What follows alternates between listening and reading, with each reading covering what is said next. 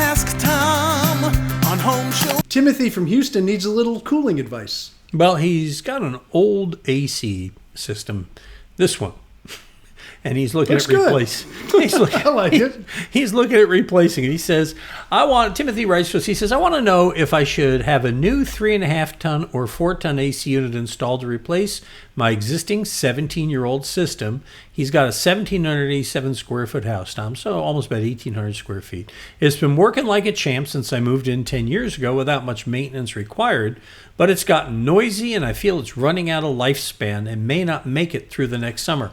What's your advice for Timothy? 17 years is a good time if you're ready and you have the money, and it's going to go out eventually, obviously. Just because it has a little rust on the casing and stuff is not an indication, but if it's running noisy and it's starting to give you trouble or whatever, that's fine. But here's my answer to this question. You say 3.5 or 4 ton. Depending on the model and the brand you buy, who installs it, how they install it, both of them would work in your situation because you're right on that fine line of where you are. So a lot has to do with what the old one was. When you get your technician to come out, they're going to recommend a certain size. And it's the problem you run into is if you tell them what size to put in, it doesn't work. They're going to say, sorry, this is what you told us. And most contractors probably wouldn't get that far with you. But if they do, then they're going to say, if you needed a bigger one, well, we put in the one you asked us, so now you got to pay for a bigger one. So don't do that. You need a good technician to have this discussion, to say, hey, I've had this hot room over here, this cold room, it wasn't balanced. When it got really hot out, it never got to the temperature I wanted. I don't know how the old one worked, but just relay to him what happened. You said it worked fine. Maybe it did, but maybe there were some nuances that you can relate to them so they can tweak the whole thing.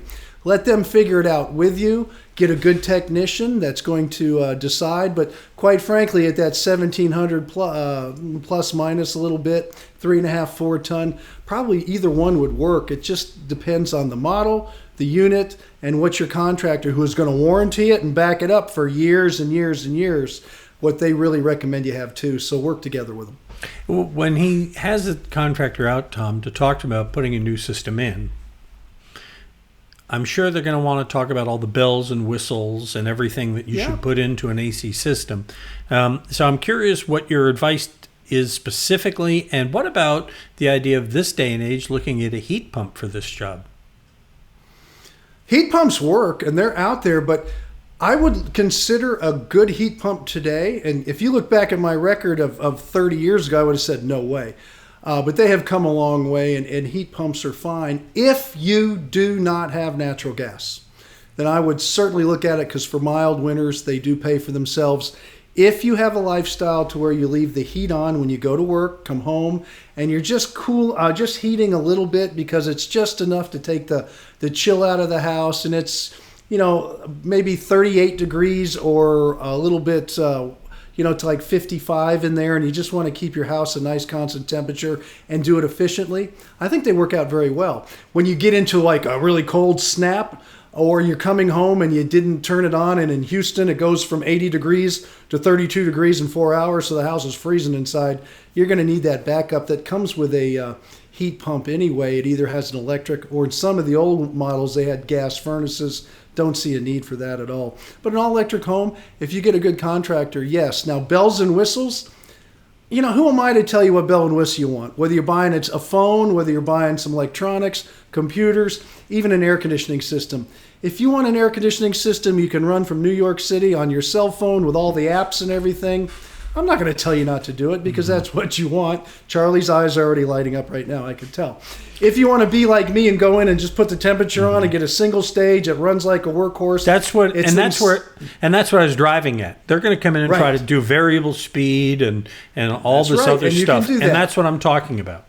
I know you are, and I just kind of lean in on the front door instead of the back door. Oh, okay. But for me, and I always answer for me, I think simple is better. I think anything you get today is going to be so much more efficient than a 17-year-old unit. No doubt about it, number one. Number two is repair costs and things of that nature is going to be much less expensive because motors don't have computer boards. You don't have all the electronic damper systems that can stick and break on you. When you get into the apps and all the stuff where people will start to monitor your energy usage on the cloud, web, whatever. I mean, there's a lot of different things going on. But for Tom Tynan and what I usually tell my people, when I say my people, my listeners, you don't have to be my people. But it's just keep it simple because it's less money you put out. The results are going to be much better no matter what. The efficiency is going to be 4, 5, 6 times better than what you have. And when it comes down to a long-term unit that you're committing to for 10 or 20 years, then the repair cost will be much less expensive. If you're somebody, though, that wants bells and whistles, I'm not going to tell you not to, but I think it's a bad, because of those reasons, I don't think it's a great choice. Get the bells and whistles in the new Maserati you buy. Welcome to Tom's tribe, my people.